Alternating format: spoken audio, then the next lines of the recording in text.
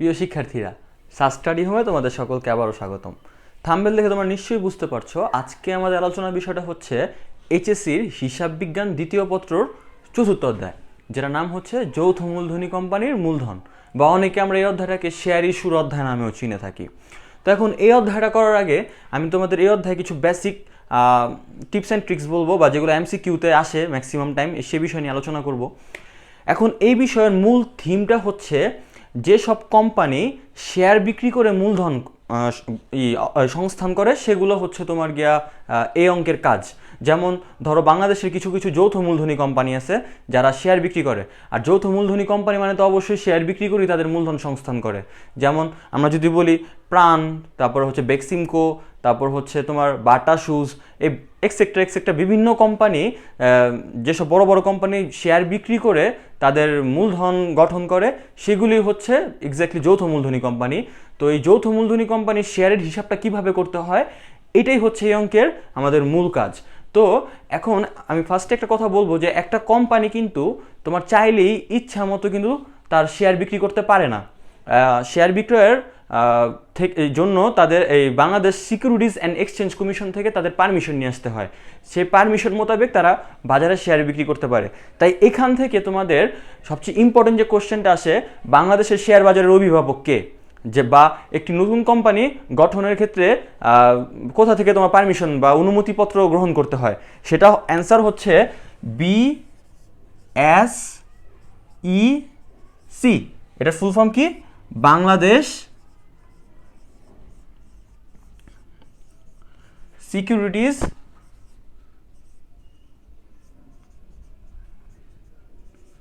And exchange commission.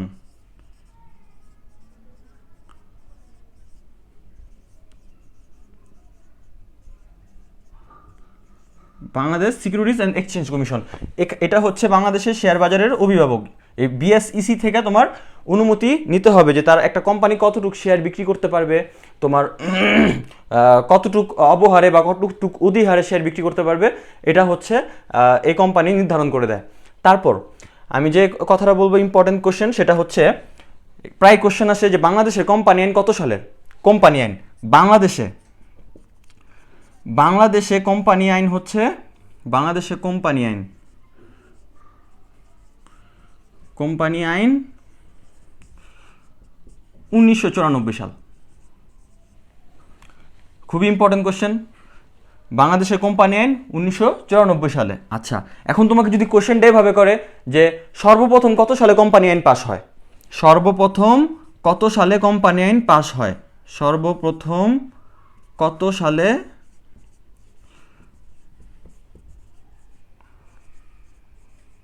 Company আইন pass হয়, এটার অ্যান্সার তোমরা কি দিবা? এটার অ্যান্সার দিবা হচ্ছে 1844 সালে। The joint stock company act নামে সর্বপ্রথম ব্রিটেনে এই কোম্পানি আইনটা পাস হয়। আচ্ছা, তারপর হচ্ছে আবার এই কোশ্চেনটাও আসে যে কোম্পানির মূল দলিলের নাম কি? একটি কোম্পানির মূল দলিল কোনটি? একটি কোম্পানির মূল দলিল হচ্ছে স্মারকলিপি। ঠিক আছে,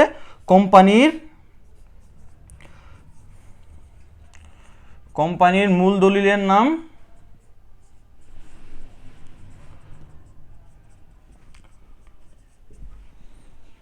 স্মারকলিপি। স্মারকলিপি বা পরিমেল নিয়মাবলী, পরিমেল নিয়মাবলী। আচ্ছা, তারপর একটি কোম্পানি সর্বোচ্চ কত পার্সেন্ট অবহারে শেয়ার ইস্যু করতে পারে? এই কোশ্চেনটাও বারবার আসে বোর্ড কোশ্চেনগুলোর মধ্যে, যে একটি কোম্পানি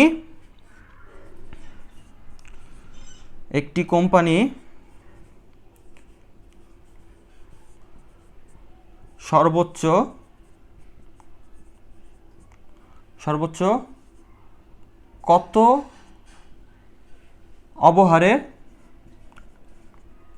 অবহারে বা এটা অবহার একটা নাম হচ্ছে বাট্টায় শেয়ার ইস্যু করতে পারে, শেয়ার ইস্যু করতে পারে। যদি এইটা এই ধরনের কোশ্চেন আসে তাহলে এটার অ্যান্সার হবে 10%। একটি কোম্পানি সর্বোচ্চ 10% অবহারে তার কোম্পানির শেয়ার বিক্রি করতে পারে। এখন তোমরা এই জিনিসগুলো তোমরা খাতায় নোট করে ফেলতে পারো। এগুলো কিন্তু প্রায় তোমরা দেখবা যে বিভিন্ন বোর্ডের মধ্যে ঘুরে ফিরে 1-2টা চলেই আসে, মানে খুবই ইম্পর্টেন্ট। আমি কিন্তু বাছাই করে খুবই ইম্পর্টেন্টগুলো আমি কিন্তু এখানে খুব শর্ট আকারে দিয়ে দিলাম। আচ্ছা, এখন তোমরা কিন্তু এই যে এগুলো লেখার সময় একটা তোমার নতুন একটা জিনিসের সাথে পরিচয় হয়েছে, এই অবহার জিনিসটা কি।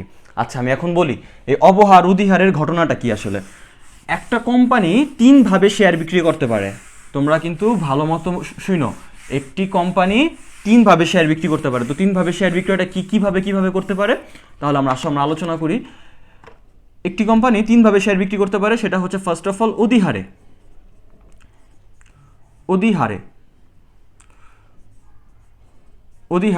সেকেন্ড হচ্ছে অবহারে, আর থার্ড হচ্ছে সমহারে। আচ্ছা, এখন অধিহার জিনিসটা কি, অবহার জিনিসটা কি, সমহার জিনিসটা কি। আমি ফার্স্টেই বলছি যে তোমাদের একটা কোম্পানি যদি শেয়ার বিক্রয় করতে চায় তাহলে কিন্তু তাদের Bangladesh securities and exchange commission থেকে পারমিশন নিয়ে আসতে হবে। তো সেখান থেকে তোমার একটা রেট দিয়ে দেয় তারা, যে আপনি 10 টাকা মূল্যের শেয়ার বিক্রি করতে পারবেন বা 100 টাকা মূল্যের শেয়ার বিক্রি করতে পারবেন। তো তুমি যদি ওই 100 টাকা মূল্যের চাইতে একটু বেশি বিক্রি করো, সেটা হচ্ছে অধিক মূল্যে বিক্রি করলা। আর এই অধিক মূল্যটাই হচ্ছে অধিহার। অধিহার মানে কি? অধিহার মানে হচ্ছে অধিক মূল্যে বিক্রি করা বা নির্ধারিত মূল্যের চাইতে বেশি দামে বিক্রি করা, এটাই হচ্ছে অধিহার। আচ্ছা, অবহার জিনিসটা কি? অবহার জিনিসটা হচ্ছে তোমার যে নির্ধারিত দামটা আছে, শেয়ারের নির্ধারিত দাম থেকে তুমি কম দামে বিক্রি করলা, সেটা হচ্ছে অবহার। আর সমহার জিনিসটা কি?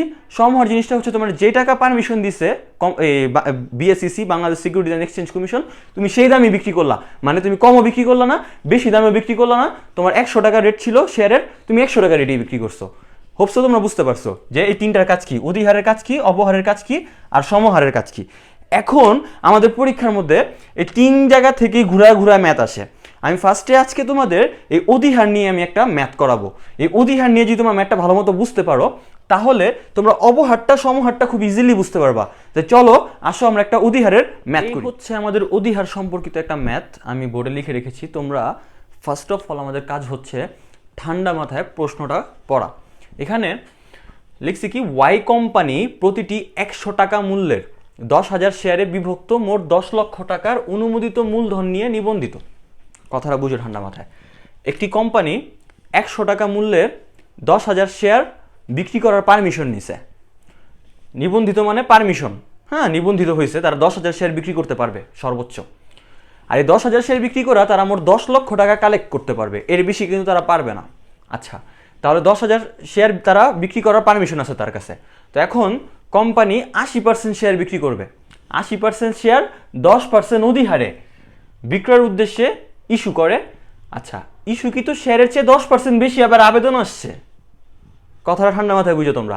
ইস্যুকৃত শেয়ারের চাইতে কিন্তু 10% বেশি আবেদন পাইছে, তারা চাইছে 80% বিক্রি করবে। এখন 80% যে বিক্রি করবে, এখন এটা যখন তারা বিবরণপত্র ইস্যু করলো, যখন তারা বললো যে আমরা শেয়ার বিক্রি করতে চাই, তখন ওই যে 80% শেয়ার ইস্যু করতে চায় তার চাইতে 10% বেশি আবেদন পড়লো ব্যাংকের মধ্যে। তো বেশি যে আবেদন আসলো, বেশি আবেদনের টাকা তো আর কোম্পানি রাখবে না। ওই বেশি আবেদনের টাকা কোম্পানি কি করে দিবে? আবার ব্যাংকের মাধ্যমে ফেরত দিয়ে দিবে, যার টাকা তার কাছে ফেরত দিয়ে দিবে, কারণ তারা 10% বেশি রাখবে না, তারা 80%ই রাখবে।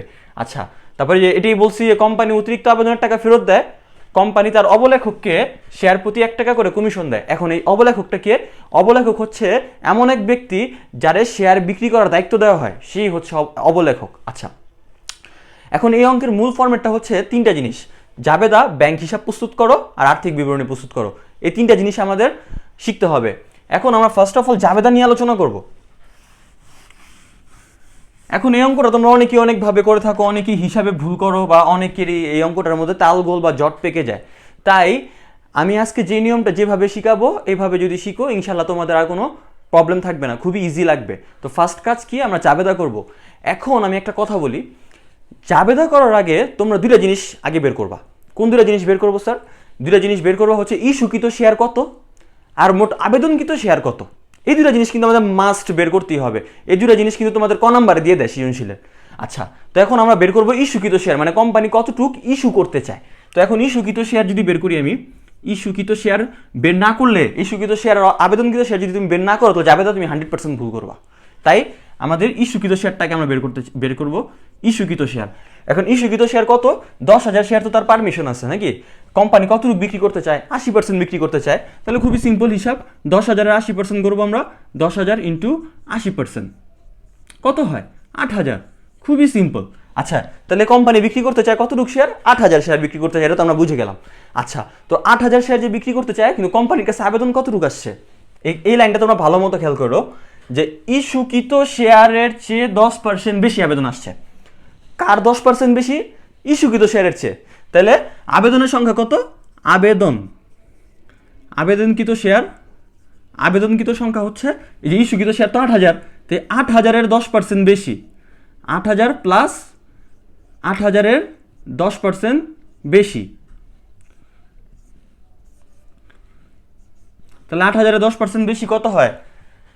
88।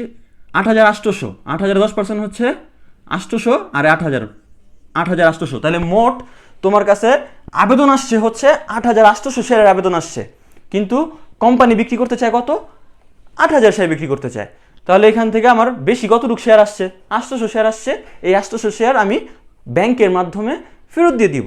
আচ্ছা, এখন এই দুটো জিনিস আমরা নির্ণয় করলাম, ইস্যুকৃত নির্ণয় করলাম, আবেদনকৃত শেয়ার কত এটাও নির্ণয় করলাম। এখন আমাদের মূল কাজ হচ্ছে জাবেদার মধ্যে চলে যাওয়া। তাহলে আমরা জাবেদার, ফার্স্ট অফ অল আমরা জাবেদার একটা ঘর আঁকবো, তারিখ, বিবরণ, খতিয়ান পৃষ্ঠা, ডেবিট টাকা এবং ক্রেডিট টাকা। আচ্ছা, এখন জাবেদা যখন তুমি করবা, জাবেদা করার সময় ফার্স্ট তুমি যে কাজটা করবা সেই কাজটা হচ্ছে তোমার ফার্স্টে বের করতে হবে যে ব্যাংকে তোমার কত টাকা আসছে, ব্যাংকে মোট কত টাকা কালেকশন হইলো। তো ব্যাংকে মোট কালেকশন কি হইলো? কত টাকা, কতটুকু শেয়ারের? এই যে আবেদন আসছে 8,800 শেয়ারের, তাহলে 8,800 শেয়ারের টাকাই তো ফার্স্টে তোমার অ্যাকাউন্টে ঢুকছে নাকি? ফার্স্টে অ্যাকাউন্টে ঢুকছে কত? আমি এটা আগে আমি হিসেব করতেছি। তো ফার্স্টে অ্যাকাউন্টে ঢুকছে আমার 8,800 শেয়ারের টাকা। তাহলে এটা জাবেদারা কি হবে? ব্যাংকে যেহেতু টাকা আসছে, তাহলে জাবেদা কি হবে? ব্যাংক হিসাব ডেবিট, শেয়ার আবেদন হিসাব ক্রেডিট। ভালো মতো কিন্তু তোমরা মন দিয়ে শুনো কথাটা। ব্যাংকে যেহেতু টাকা আসছে, শেয়ারের টাকা আসছে, তাহলে ব্যাংক হিসাব ডেবিট, শেয়ার আবেদন হিসাব ক্রেডিট, কারণ শেয়ার থেকে টাকা আসছে। তাহলে আমরা ফার্স্টে জাবেদারা লিখবো ব্যাংক হিসাব ডেবিট, আর শেয়ার আবেদন ক্রেডিট, শেয়ার আবেদন হিসাব ক্রেডিট। আচ্ছা, ব্যাংক হিসাব ডেবিট, শেয়ার আবেদন হিসাব ক্রেডিট। এখন টাকাটা কিভাবে বসাবো? টাকাটা তুমি বসাবো, আমরা কতটুকু শেয়ারের টাকা পাইছি ব্যাংকে? ফার্স্টে 8,800 শেয়ারের টাকা পাইছি। এখন আরেকটা কথা খেয়াল করো, এখানে আমাদের অধিহার আছে, কিন্তু অধিহার কতটুক? 10% অধিহার। তো 10% অধিহার মানে কি? বেশি দামে বিক্রি করছি আমি। কতটুক বেশি দামে বিক্রি করছি? 100 টাকার 10% বেশি দামে বিক্রি করছি। তাহলে 100 টাকার 10% কত? 10 টাকা। তাহলে আমি মোট বিক্রি করলাম কত টাকায়? একটা শেয়ার 110 টাকা বিক্রি করছি। তাহলে একটা শেয়ার আমি কত টাকায় বিক্রি করছি? আবার বলছি, একটা শেয়ার আমি বিক্রি করছি 110 টাকায়। তাহলে আমার ফার্স্টে অ্যাকাউন্টে টাকাটা আসছে কত? 8,800 শেয়ারের টাকা আসছে অ্যাকাউন্টে, আর কত টাকা রেট ধরে আমি বিক্রি করছি? 110 টাকা রেট ধরে বিক্রি করছি। তাহলে আমরা হিসাবটা করে ফেলি, 8,800 ইন্টু 110, তাহলে আমাদের কত হলো? 9,68,000 টাকা। তাহলে এটা আমরা সুন্দর করে এখানে লিখে ফেলবো, 9,68,000 টাকা। এদিকে লিখবো 9,68,000 টাকা। ওকে, এটা শেষ, ফার্স্ট স্টেপ শেষ। সেকেন্ড স্টেপে তোমরা করবা হচ্ছে, এই যে শেয়ার আবেদনটাকে ক্রেডিট করছো না, এই শেয়ার আবেদনটাকে তোমরা ডেবিট করবা। শেয়ার আবেদন ডেবিট, শেয়ার আবেদন ডেবিট করবা। ডেবিট কত টাকা করবো স্যার? আমরা 9,68,000 টাকাই আমরা ডেবিট করব। আচ্ছা, এখন এখানে শেয়ার আবেদন ডেবিট করলাম, তারপরে নেক্সট কাজ কি? এটা হচ্ছে অধিহারে যেহেতু ম্যাটটা, তাইলে আমাদের অধিহার কি? একটা আয় না ব্যয়? তোমরাই বলো। অধিহার কিন্তু বেশি দামে বিক্রি করাকে বোঝায়, তাহলে অধিহার অবশ্যই একটা আয়। হ্যাঁ, তাহলে অধিহার যেহেতু আয়, তাহলে আমরা কি লিখবো? শেয়ার অধিহার, শেয়ার অধিহার। শেয়ার অধিহার কি হবে? শেয়ার অধিহার যেহেতু একটা আয়, তাহলে এটা হবে ক্রেডিট। আমাদের জায়গা স্বল্পতার কারণে আমরা এখানে একটু এটা উপরে চলে আসছে, তোমরা কিন্তু একটু বুঝে নিও যে শেয়ার অধিহার হবে ক্রেডিট, কারণ অধিহার একটা আয়। আচ্ছা, এখন অধিহারের টাকাটা আমরা স্যার কিভাবে বের করব? অধিহারের টাকাটা বের করব, অধিহার আমাদের কয় টাকা করে? প্রতি শেয়ার কত করে অধিহার? প্রতি শেয়ার হচ্ছে 10 টাকা করে অধিহার, কারণ 10% বেশি দামে বিক্রি করছে। কোন টাকা 10%? 100 টাকার 10%। 100 টাকার 10% কত টাকা? 10 টাকা। তাহলে এখন অধিহারটা যে বের করবো, অধিহারের টাকাটা আমি কার সাথে গুণ দিব স্যার? এদিকে তোমরা সবাই কনফিউশনে বড়, স্যার ইস্যুকৃতর সাথে গুণ দিব নাকি মোট যত টাকা আবেদন পাইছি ওইটার সাথে গুণ দিব? না স্যার, আমরা সবসময় এটা ইস্যুকৃত যতটুকু কোম্পানি ইস্যু করতে চায় ওই শেয়ারটার সাথে আমরা অধিহারের টাকা গুণ দিব। আমি বুঝতে পারছি কথা, আমি আবার বলছি যে এখানে আমরা অধিহারের টাকাটা কতটুকুর সাথে গুণ দিব? যতটুকু ইস্যু করবে কোম্পানি অতটুকুর সাথে গুণ দিব। কারণ ওই অতিরিক্ত সাথে গুণ কেন দিব? ওই অতিরিক্ত টাকা তো ফেরত দিয়েই দিব, আমি ওর সাথে গুণ দিয়ে লাভ কি আমার? ওটা তো আমার কোম্পানিতে থাকবে না টাকা, ওই টাকা তো আমি ফেরত দিয়ে দিব। তাই আমরা ইস্যুকৃত যতটুকু শেয়ার সেই শেয়ারের সাথে আমরা অধিহারের টাকা গুণ দিব। তাহলে আমরা যদি 8,000-এর সাথে যদি 10 টাকা করে গুণ দেই তাহলে আমাদের কত হবে? 80,000 টাকা হচ্ছে এখানে। খুবই সিম্পল, অধিহার একটা আয় তাই ক্রেডিট হয়েছে।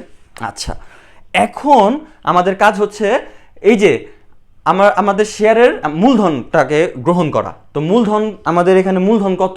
আমরা কতটা শেয়ার নিয়ে আমরা ব্যবসা করব? আমরা কি 8,800 শেয়ার নিয়ে ব্যবসা করব নাকি 8,000 শেয়ার নিয়ে আমরা কোম্পানিতে সংগ্রহ করব, ব্যবসা করব? কোন শেয়ার নিয়ে ব্যবসা করব? আমরা অবশ্যই 8,000 শেয়ার নিয়ে ব্যবসা করব, কারণ বাকি 800 এক্সট্রা 800 আমি ফেরত দিয়ে দিব, তাই না? তাইলে এই 8,000 শেয়ার হচ্ছে আমার মূলধন। তাইলে এখানে ফার্স্টে আমরা লিখি শেয়ার মূলধন, শেয়ার মূলধন, শেয়ার মূলধন ক্রেডিট। আচ্ছা, শেয়ার মূলধন ক্রেডিট। শেয়ার মূলধন কতটুকু শেয়ার? 8,000 শেয়ার। এখন 8,000 শেয়ার কত টাকার সাথে গুণ দিব আমি? এদিকেও তোমরা ঝামেলা পাকায় ফেলো। একটা কথা মনে রাখবা, মূলধন সবসময় মূল টাকার সাথে গুণ হয়। আবার বলছি, মূলধন সবসময় মূল টাকার সাথে গুণ হয়। যে মূলধন যখন লিখলা, এই মূলধনের টাকাটা যে বের করবা কত টাকার সাথে গুণ দিবা? মূল টাকার সাথে। মূল টাকা কত এখানে আমার? 100। এখন অধিহারে থাকুক অবহারে থাকুক, ইটস ডাজন্ট ম্যাটার, তোমার সবসময় মূলধনের টাকাটা সবসময় তোমরা মূল টাকার সাথে গুণ দিবা। এখন কত আমার মূলধন? 8,800 না 8,000? 8,000 শেয়ার মূলধন, কারণ আমি এই টাকা নিয়ে ব্যবসা করবো, এক্সট্রা শেয়ার টাকা তো ফেরত দিয়ে দিব আমি। তাই 8,000-এর সাথে যদি আমি 100 গুণ দিই তাহলে আমাদের কত হচ্ছে? 8 লক্ষ টাকা। একটু ক্লিয়ার তোমরা সবাই? আশা করি তোমরা সবাই ক্লিয়ার। আচ্ছা, তো শেয়ার মূলধন গেল, এখন কিন্তু একটা জিনিস করা বাকি। ওই যে অতিরিক্ত আবেদন যে আসলো আমাদের, এই 800 শেয়ার যে অতিরিক্ত আবেদন আসছে, এইটা কি ফেরত দিছি? এখনো দেয় নেই। তো এটা ফেরত দিতে হবে না? তো এটা যখন যদি ফেরত দিই তাহলে কি হবে? ব্যাংক ক্রেডিট হবে, কারণ ব্যাংকের মাধ্যমে তো আমার টাকাটা চলে যাবে। তাহলে আমি লিখবো ব্যাংক হিসাব ক্রেডিট, ব্যাংক হিসাব ক্রেডিট। আচ্ছা, ব্যাংক হিসাব ক্রেডিট যে আমি এই টাকাটা কিভাবে বের করব? এই টাকাটা বের করব হচ্ছে আমি কতটুকু শেয়ার ফেরত দিব? 800 শেয়ার ফেরত দিব। আচ্ছা, 800 শেয়ার যে ফেরত দিব আমি কত টাকার সাথে গুণ দিব? আচ্ছা, এটা খুবই সিম্পল। তুমি যখন ইন করছিলা টাকাগুলা, মানে যখন টাকাগুলো তোমার অ্যাকাউন্টে আসছিল, তুমি কি 110-এর সাথে গুণ দিছি না আমরা? যে 110 টাকা করে ঢুকছিল, তো আমরা বেরও করবো 110 টাকা করে, তাই না? তাহলে আমি 800-র সাথে গুণ দিব 110, তাহলে হয়ে যাবে আমাদের 88,000। আমি আবার বলছি ব্যাংকের হিসাবটা, তুমি যখন এখানে টাকা ইন করাইছো অ্যাকাউন্টে, তাহলে আমি অধিহারে বিক্রি করছি, তো 110 টাকা করে গুণ দিছো না তুমি ফার্স্টে? তো এখন যখন তুমি বের করবা তো 110 টাকা করে রেডিতে বের করবা। তুমি তো তাদের কম টাকা দিতে পারো না, তুমি যে টাকা রেটে গ্রহণ করছো ওই টাকা রেডি ফেরত দিবা অতিরিক্ত আবেদনকারীদের টাকা। এই আমাদের সেকেন্ড স্টেপ শেষ। এখন the last step. Last step হচ্ছে খুব ইজি। এই যে কোম্পানি তার অবলেখককে যে কমিশন দেয়, এটা তোমার একটা জাবেদা দেখাইতে হবে না যে অবলেখককে কমিশন দেয়। তো অবলেখককে কমিশন দিলে এটা কোম্পানির জন্য কি হয়? একটা ব্যয় হয় না? তাহলে এটা জাবেদা কি হবে? খুবই সিম্পল, অবলেখকের কমিশন ডেবিট। এখানে লিখবা অবলেখকের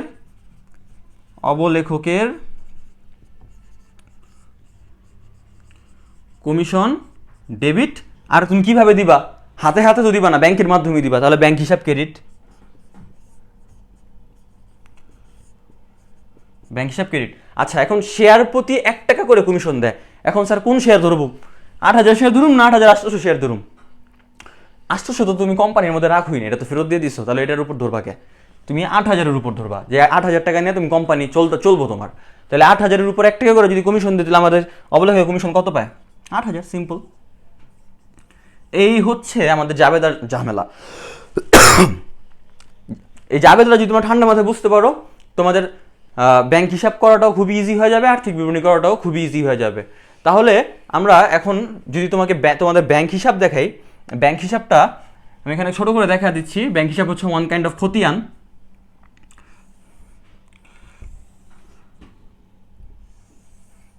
এখানে তারিখ বসে, বিবরণ, তারপর জাবেদা পৃষ্ঠা, ডেবিট টাকা, ক্রেডিট টাকা, ব্যালেন্স, ডেবিট টাকা, ক্রেডিট টাকা।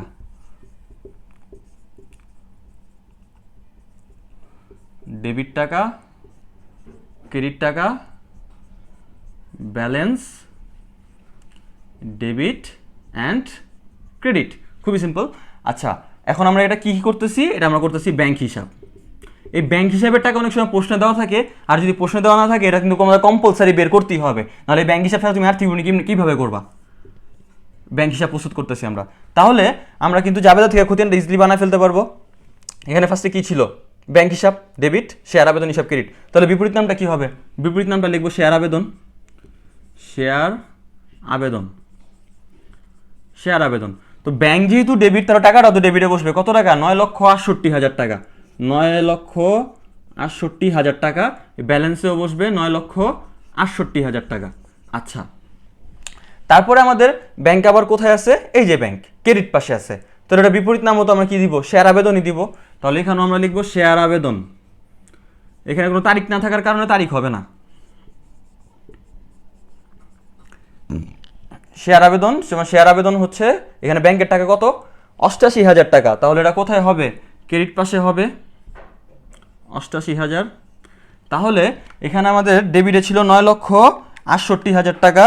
9,68,000 টাকা থেকে যদি আমরা 88,000 বিয়োগ দেই, তাহলে আমাদের ব্যালেন্স থাকে হচ্ছে 8,80,000 টাকা। 8,80,000 টাকা। আচ্ছা, তারপর আবার ব্যাংক আছে এই যে অবলেখকের কমিশন, ডেবিট, ব্যাংক ক্রেডিট। তাহলে ব্যাংক ক্রেডিট না, তাহলে এটা বিপরীত নাম কি আছে? অবলেখকের কমিশন। তাহলে এখানে লিখি আমরা অবলেখকের কমিশন, অবলেখকের কমিশন। কত টাকা? 8,000 টাকা। তাহলে 8,000 কই? ক্রেডিটে হবে।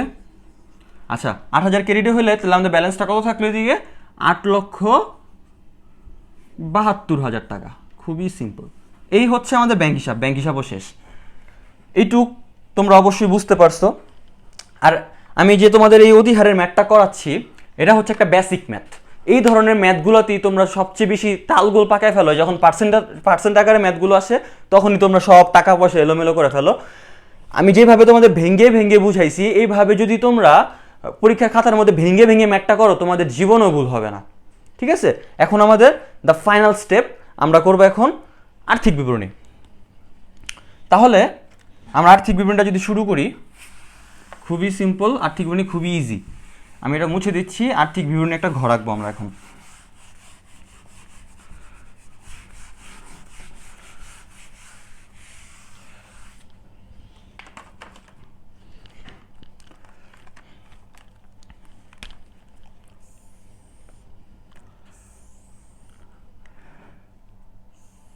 বিবরণ, টাকা, টাকা। এই হচ্ছে আমাদের আর্থিক বিবরণী ঘর। বিবরণ, টাকা, টাকা। আর্থিক বিবরণী করার সময় ফার্স্টে আমরা লিখবো সম্পদ সমূহ। সম্পদ সমূহ। সম্পদ সমূহ লেখার পর আমরা এবার দাগ দিব। দাগ দেওয়ার পর লিখবো চলতি সম্পদ। চলতি সম্পদ আমাদের এখানে কি আছে? এই যে ব্যাংক হিসাব আমরা তৈরি করে রাখছি। এই জন্যই বলছি তোমার ব্যাংক হিসাব যদি প্রশ্ন দেওয়া থাকে তাহলে আলহামদুলিল্লাহ ভালো, আর যদি প্রশ্নে দেওয়া না থাকে তবে কিন্তু আলাদা বের করতে হবে। যদি আলাদা বের না করো তাহলে তুমি এখানে ব্যাংক হিসাব কি দিবা? এই জন্যই ব্যাংক হিসাব প্রস্তুত করা বাধ্যতামূলক। ব্যাংক হিসাব, ব্যাংক হিসাব কত টাকা? এখানে আমাদের 8,72,000 বের হয়েছে। তাহলে আমি লিখলাম এখানে 8,72,000 টাকা। আচ্ছা, এই আমাদের চলতি সম্পদ শেষ। এরপরে আমাদের যে টুকটাক যে খরচাগুলো হয়েছে, যেমন এখানে টুকটাক খরচা কি? যে শেয়ার অবলেখকের কমিশন দিছে, এই খরচটা হবে অসমন্বয়কৃত খরচ নামে, বা ভুয়া সম্পদ, ঠিক আছে, বা অলিক সম্পদ, যে যেটা নাম লিখতে পারো। তো আমি এখানে দিব অসমন্বয়কৃত খরচ বা অসমন্বিত ব্যয়। অসমন্বয়কৃত খরচ। তো এটা আমাদের অবলেখকের কমিশন কত বের হয়েছে? কমিশনটা লিখব। কমিশনটা বের হয়েছে কত? আমাদের কমিশন বের হয়েছিল 8,000 টাকা। এই যে সুন্দর মতো আমরা 8,000 বসা দিব। আমাদের সম্পদে আর বসানোর মতো কিছুই নেই। তাহলে আমাদের যোগ দিয়ে কত হলো? 8,80,000 টাকা। এখন আরেকটা কথা, যদি অঙ্কটা যদি অবহারে হইতো, অবহারে হলে অবহার তো একটা খরচ, তাই না? ওই অবহারেও কিন্তু হইলে কিন্তু অবহারের টাকাটাও কিন্তু অসমন্বিত ব্যয়ের মধ্যে হইতো। অবহার যেহেতু অবহারে না, তাহলে এটা আমাদের এখানে হচ্ছে না। তাই আমাদের এই গেল সম্পদ পাশ। সম্পদ পাশের যোগফল কত হলো? 80,000 টাকা। তারপরে আমরা লিখব, হেডিং দিব শেয়ার মালিকদের সত্ত্ব ও দায়। শেয়ার মালিকদের সত্ত্ব ও দায়। তো শেয়ার মালিকদের সত্ত্ব ও দায় লিখার পর তোমাদের ফার্স্ট কাজ হচ্ছে অনুমোদিত মূলধন লেখা। অনুমোদিত মূলধন, যেই মূলধনটা তুমি অনুমতি নিয়ে নিছো, অনুমোদিত মূলধন। এখানে কোশ্চেন অনুমোদিত মূলধন কত, এই যে অনুমতি নিয়েছে 10 লাখ টাকার অনুমতি নিয়েছিল। তো এই অনুমোদিত মূলধনের কোনো কাজ নাই। এই অনুমোদিত মূলধন দিয়া এখানে যেটা কলাম দিয়া সুন্দর মতো তোমরা এই টাকাটা এই ঘরে বসাবা। 10 লক্ষ টাকা, 10 লক্ষ টাকা এটা দিয়া ক্লোজ করে দিবা, কারণ আমি আগেই বলছি যে এটার কোনো কাজ নাই, তাই এটা লিখে তুমি ক্লোজ করে দিলা। আচ্ছা, তারপর লিখবা ইস্যুকৃত মূলধন, মানে কোম্পানি কতটুকু ইস্যু করছে।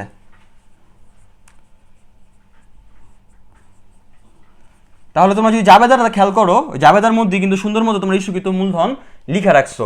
যে ইস্যুকৃত মূলধন এখানে কত বেড়েছে তোমার, তুমি যদি একটু দেখো ভিডিওটা আবার একটু রিভাইন্ড করে যদি তোমরা একটু দেখো যে ইস্যুকৃত মূলধন হচ্ছে আমাদের 8 লক্ষ টাকা ছিল। এখানে শেয়ার মূলধন, শেয়ার মূলধন নামে যে জাবেদা করছিলাম শেয়ার মূলধন ক্রেডিট, ওইখানে শেয়ার মূলধন কত লিখছিলাম আমি, 8 লাখ টাকা লিখছিলাম। তো এই 8 লাখ টাকা এখানে বসাবো আমরা, ইস্যুকৃত মূলধন 8 লক্ষ টাকা। ওকে, তারপরে টুকিটাকি ব্যয় হলে যেমন সম্পদ পাশে হয়, এরকম টুকিটাকি যদি ছোটোখাটো আয় হয় সেটা আমাদের দায় পাশে যায়। এই কথাটা মনে রেখো। টুকিটাকি খরচ হলে ওটা সম্পদ পাশে যায়, কি নামে যায়, অসমন্বিত খরচ। আর টুকিটাকি আয় হলে ওটা কি নামে আসবে, ওটা আসবে হচ্ছে সঞ্চিতি ও উদ্ধৃত নামে। একটা হেডিং দিবা, সঞ্চিতি ও উদ্ধৃত। এই হেডিংটা দিয়া দাগ টেনবা, দাগ টানার পর এখানে টুকিটাকি আয় কি আছে, অধিহারটাই তো আমাদের আয়, আর তো কোনো আয় নাই। তাহলে আমাদের লিখবা শেয়ার অধিহার। শেয়ার, তোমার অধিহার এখানে কতটুকু হয়েছে, অধিহার 10 টাকা করে, তোমার কয়েক শেয়ার, 8,000 শেয়ার। তাহলে 10 টাকা করে 8,000 শেয়ারে গুণ দিলে 80,000 টাকা অধিহার। আর এত কষ্ট করে যদি তোমাদের হিসাব করতে না মন চায়, তোমরা একটু কষ্ট করে তোমরা একটু জাবেদার দিকে তাকাও। জাবেদার দিকে তাকালে ওখানে কিন্তু তুমি লিখছো শেয়ার অধিহার কত টাকা। শেয়ার অধিহার কত টাকা ছিল, 80,000 টাকা ছিল। ওই 80,000 এখানে বসে দিছি। তাহলে এখানে 8 লাখ আর 80,000 যোগ দিয়ে কত হলো আমাদের, 8,80,000। এই হচ্ছে আমাদের হিসাব। এই দেখো, সম্পদ পাশ এবং দায় পাশ খুব সহজেই মিলে গেল। তাই তোমরা যদি এই ম্যাথটা এই ফরমেশনে তোমরা করতে পারো, তাহলে কিন্তু কখনই তোমাদের ভুল হবে না, তোমরা মুখোমুখি করে ফেলতে পারবা।